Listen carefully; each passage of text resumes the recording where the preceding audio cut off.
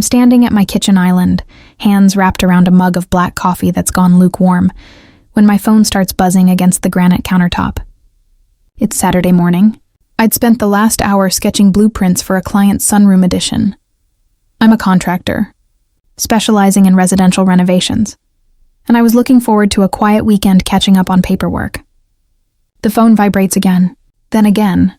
I glance at the screen. 17 notifications. I unlock it, thumb hovering over Instagram. The first thing I see is a photo carousel, white tulle, champagne flutes, a cascading bouquet of peonies. My sister Vanessa is radiant in off-the-shoulder lace, her new husband Derek grinning beside her in a slate gray suit. The caption reads, "Forever starts now." Surrounded by everyone we love. Vanessa and Derek docked best day ever 342 likes, 67 comments, all posted 4 hours ago. I scroll through the photos. There's my mother in lavender chiffon, my father adjusting his tie, my aunt, my cousins, family friends I've known since childhood. I wasn't there. I keep scrolling, searching for some mistake, some technical glitch. Maybe the invite got lost in spam. Maybe I missed a group text. But as I scroll further back through Vanessa's feed, I find engagement photos from 2 months ago, bridal shower pictures from 3 weeks back, a save-the-date story highlight I was apparently never tagged in. My phone rings. It's my mother, me. "Hey, Mom." "Mom." "Oh, good, you answered. Listen, your sister's upset you didn't come to the wedding." Me. "I didn't know there was a wedding." "Mom." "Don't be dramatic, Chloe. You've been so negative about Derek since they got engaged. We didn't want the day ruined by your jealousy." The line goes dead before I can respond. I drive to my parents' house that afternoon. They live 20 minutes away in the same split-level ranch where Vanessa and I grew up. When I arrive, cars are still parked along the street, guests from the reception, probably staying for a post-wedding brunch. I find my mother in the kitchen, wrapping leftover cake in foil. Me. "We need to talk." Mom. "If you're here to cause a scene." Me. "I'm here because I was erased from my own sister's wedding and no one thought to mention it."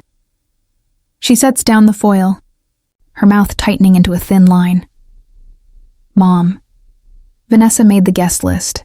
She said you'd been judgmental about Derek, always asking questions about his job, his finances. She didn't need that energy on her special day. I'd asked questions because Derek's stories never added up. He claimed to work in investment consulting but couldn't name his firm. He drove a leased Range Rover but mentioned being between apartments. When I'd casually asked Vanessa where they planned to live after the wedding, she'd been vague. Something about Derek closing on a property soon. Me. "I was looking out for her." Mom. "No, you were being jealous." Vanessa's happy. "Derek adores her, and frankly, it's not your job to vet her choices." My father appears in the doorway, still in his wedding suit minus the jacket. Dad. "Your mother's right. You've always struggled with Vanessa's success. Maybe it's time you reflected on that." I feel the air leave my lungs. Success. Vanessa, who borrowed $8,500 from me 2 years ago to cover her car loan and never paid it back. Vanessa, who asked me to co-sign her apartment lease when she was 24 because her credit was shot. Vanessa, who called me at midnight more times than I can count, needing bail money for a DUI, needing someone to vouch for her at work, needing me to watch her kids. Yes, she has 2 from a previous relationship, while she figured things out.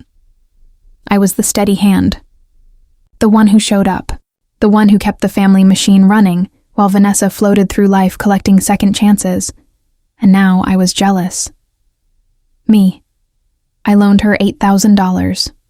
Mom. That was a gift. Chloe. Family helps family, me. I co-signed her lease. Dad. And she's been a responsible tenant. Let it go. I stand there, knuckles pale against the countertop. The crack in my composure is so thin they don't even see it. I leave without another word. 2 days later, I'm at a job site, framing out a master bathroom addition, when my phone rings. It's my cousin Allie. Allie, are you seeing this? Me. Seeing what? Allie, check the news. Local channel. Derek was arrested. I pull up the station's website on my phone. The headline is immediate. Groom arrested at wedding reception on fraud. Identity theft charges. There's shaky footage, someone's phone video uploaded to Twitter, showing Derek in his slate gray suit, hands behind his back, being escorted out of the banquet hall by 2 officers. You can hear Vanessa screaming in the background. Guests are frozen mid-dance, holding drinks, staring. The article says Derek Milhouse, 34, was wanted in connection with a multi-state real estate fraud scheme. He'd been using stolen identities to open lines of credit, forge documents, and secure mortgages on properties he never owned. The estimated damages topped $600,000. One line near the bottom makes my stomach drop. Authorities say Milhouse may have used family members' information without consent. I sit down hard on a stack of lumber. I call Vanessa. No answer. I call my mother. Straight to voicemail. I sit in my truck for 20 minutes, staring at that news article, rereading it until the words blur. Then I open my banking app. I pull up my credit report. I log into the title company portal for my house, a small 2-bedroom bungalow I bought 3 years ago after saving for a decade. There's a lien I don't recognize. Filed 8 months ago. $47,000. Creditor listed as Apex Property Solutions, LLC. I've never heard of them. I take screenshots. I call my friend Jordan, who works as a loan officer at a regional bank. Jordan, send me everything you have. Line filings, your credit report, property records. I'll run it through our fraud detection system. I forward the files.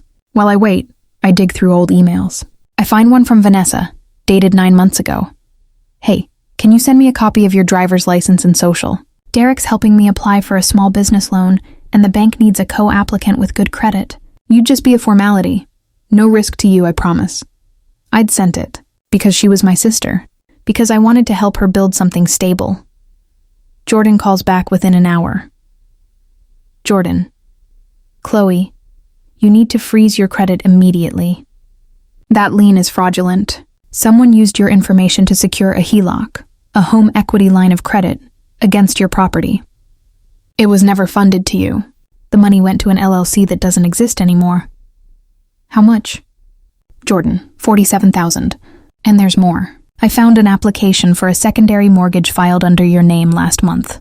It was flagged and denied, but if it had gone through, you'd have lost the house. I sit in my truck, phone pressed to my ear, while the world tilts sideways. Me. What do I do? Jordan, file a police report. Contact the title company. Get a lawyer. This is identity theft, and it's prosecutable. That night, I drive back to my parents' house. Vanessa's car is parked in the driveway. A silver sedan I helped her buy 2 years ago. I knock. My mother answers, eyes red-rimmed. Mom, this isn't a good time. Me. I know about the lien. Her face drains of color. I push past her into the living room. Vanessa is on the couch, still in her reception dress, mascara smudged. My father sits beside her, hand on her shoulder. Me. Did you know Derek was using my information? Vanessa looks up, and for a moment, I think she's going to lie. But then her face crumples. Vanessa. He said it was temporary. He said he just needed to show proof of assets for one deal, and then he'd clear it. I didn't think. Me. You didn't think. You gave him my social security number, my driver's license, access to my property, and you didn't think. Dad. Chloe, she's a victim here too. Me. No, she's complicit. And I'm filing a police report. Mom. You'd do that to your own sister? I look at her. At all of them. Me. You erased me from her wedding because I asked questions. You called me jealous because I wanted to protect her. And now I'm the one whose house is on the line because none of you wanted to admit Derek was a con artist. Vanessa sobs harder. My father starts to speak, but I hold up my hand. I'm done being the fallback. I'm done cleaning up messes I didn't make. You want to call me jealous? Fine. But I'm the one who's going to come out of this with my name intact. I leave. It takes 6 weeks. I hire a lawyer specializing in identity theft. I file an affidavit with the county recorder's office. I submit a fraud claim to the credit bureaus. Jordan helps me navigate the maze of paperwork. Lien release forms, notarized statements, police reports. The title company launches an internal investigation and discovers Derek had forged documents using a combination of Vanessa's access to my personal information and a network of fake LLCs. The lien is removed. My credit is frozen and then restored. The secondary mortgage application is expunged. Derek, meanwhile, is denied bail. His charges expand. 18 counts of fraud, 6 counts of identity theft, 3 counts of forgery. Vanessa files for an annulment. She moves back in with my parents. She calls me once. Vanessa. I'm so sorry, Chloe. I didn't know how bad it was. I thought I was helping him. Me. You thought you were helping him with my life. Vanessa. I know. Can we talk? I want to make this right. I pause. I think about all the years of bailing her out. All the midnight calls. All the times I showed up because no one else would. Me. I need space, Vanessa. Maybe someday, but not now. I hang up. My parents send a single email 3 weeks later. It's short. We're sorry we didn't listen. You were right about Derek. We hope you can forgive us. I don't respond immediately. Not out of spite, I'm just not ready. Forgiveness isn't a switch. It's a process, and I'm still processing. But I do respond eventually. A month later. I tell them I appreciate the apology, but that our relationship needs new boundaries. I won't be the emergency contact anymore. I won't be the co-signer, the lender, the fixer.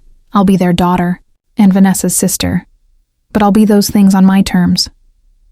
I'm back at my kitchen island now, mug of coffee in hand, hot this time, sketching plans for that sunroom addition. My phone is face down on the counter, notifications off. I learned something through all of this. Being the responsible one doesn't mean letting people treat your stability as their safety net.